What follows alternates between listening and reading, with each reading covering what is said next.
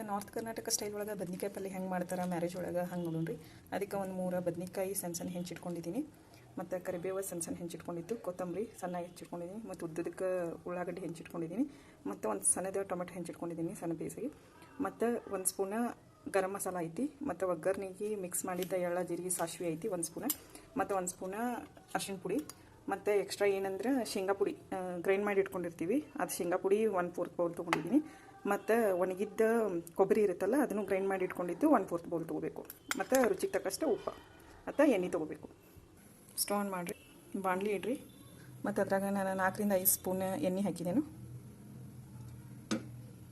ಎಣ್ಣೆ ಕಾದೈತಿ, ಸಾಸಿವೆ ಜೀರಿಗೆ ಎಲ್ಲ ಹಾಕಿರಿ.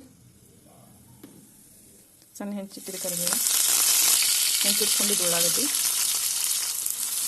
ಸ್ವಲ್ಪ ಚೆಂದ ಫ್ರೈ ಮಾಡಿರಿ. ಇದನ್ನು ಉಳ್ಳಾಗಡ್ಡಿ ಹೆಚ್ಚಿಟ್ಕೊಂಡಿದ್ದು ಟೊಮೆಟೊ, 1 ಸ್ಪೂನ್ ಸಾಲ್ಟ್ ಹಾಕಿರಿ, ಚೆಂದ ಫ್ರೈ ಆಗುತ್ತೆ. ಇದು ಮಿಕ್ಸ್ ಮಾಡಿ ಫ್ರೈ ಮಾಡಿರಿ. ಸ್ವಲ್ಪ ಉಳ್ಳಾಗಡ್ಡಿ ಸ್ವಲ್ಪ ಕೆಂಪು ಕರಿಬೇವು,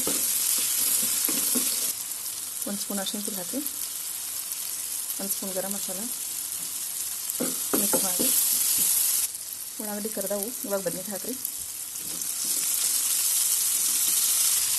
ಇದನ್ನ ಚಲೋ ತಂಗ ಮಿಕ್ಸ್ ಮಾಡಿ. ಇದ್ರ ಮೇಲೆ ಇನ್ನೊಂದು ಸ್ಪೂನ್ ಸಾಲ್ಟ್ ಹಾಕಬೇಕು, ಉಪ್ಪು 2 ಸ್ಪೂನ್ ಕೆಂಪು ಖಾರ ಹಾಕಿ.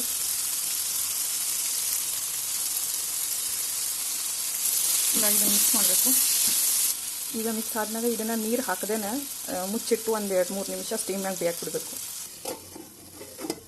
ಒಂದು 2-3 ನಿಮಿಷ ಹಿಂಗೆ ಬಿಡ್ರಿ, ಅದು ಸ್ಟೀಮಿಗೆ ಫುಲ್ ಚೆಂದ ಬೈತೈತಿ ಬದ್ನಿಕಾಯಿ.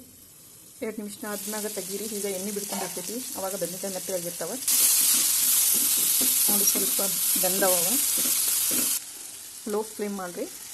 ಮತ್ತು ನಾನು ತೊಗೊಂಡಿದ್ನಲ್ಲ 1/4 ಬೌಲಪ್ಪ ಶೇಂಗಾ ಪುಡಿ ಅದನ್ನು ಹಾಕತ್ತೀನಿ, ಮತ್ತು 1/4 ಕಪ್ ಇದು ಒಣಾದ ಕೊಬ್ಬರಿ ತೊಗೊಂಡಿದ್ನಲ್ಲ ಗ್ರೈಂಡ್ ಆಗಿದ್ದು ಅದನ್ನ ಹಾಕತ್ತೀನಿ.